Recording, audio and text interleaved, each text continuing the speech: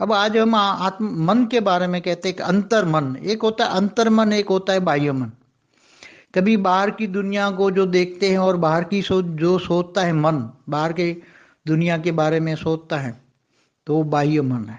अंतर मन, मन एकदम जैसे भक्ति में लीन हो जाता है और भक्ति में या भावनाओं में लीन हो जाता है, अच्छी बातों में लीन हो जाता है, बहुत सोचता है, तो कहता है मेरा अंदर का मन, मेरा अंतर मन ये कहता है कि ये काम नहीं करना है। अंतर मन से आया अंतर मन। तो अंतर मन क्या है? तो अंतर मन एकदम कोई अच्छी सोच लेकर गहराई में चले जाते हो तो आकाश तत्व के अंदर, आत्मा के बाहर का जो आकाश तत्व का जो घेरा है, कारण शरीर का घेरा है, उसमें से अच्छी बातें उसमें आ जाती हैं।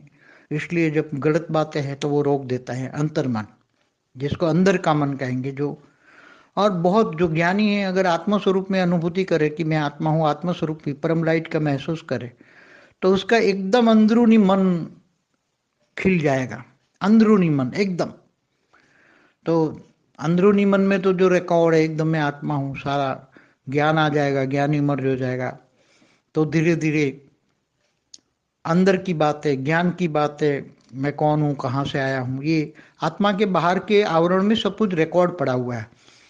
सब कुछ जो परम महतत्व कहते हैं उसमें सब रिकॉर्ड पड़ा है। परम महतत्व में परम महतत्व का रिकॉर्ड है, परम आकाश में भी रिकॉर्ड है, परम परम अग्नि परम वायु में भी रिकॉर्ड है, आकाश तत्व में भी रिकॉर्ड है, स्थूल वायु स्थूल अग्नि में भी रिकॉर्ड है।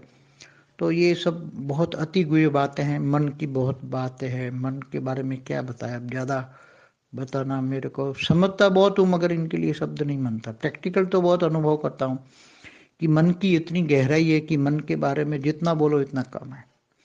मगर आत्म स्वरूप में रहकर मन को बोला जाए तो मन निसंकल्प हो जाएगा। जब आत्म स्वरूप होता है तो मन निसंकल्प हो जाएगा, क्योंकि वो एनर्जी है, आत्मा एक एनर्जी पावर है, उसके अंदर कुछ रिकॉर्ड नहीं है। आत्मा के ऊपर के आवरण में जो भी महतत्व है उसमें रिकॉर्ड है, मगर जो आत्मा परम प्रकाश का अनुभव करता है तो आत्मा एकदम निसंकल्प हो जाती है। वहां सोच नहीं चलती, वहां मन नहीं चलता, क्योंकि वहां मन है ही नहीं। एकदम परम लाइट, एकदम आत्मा निराकारी स्टेज बन जाती है। तो निराकारी स्टेज में मन होता ही नहीं है।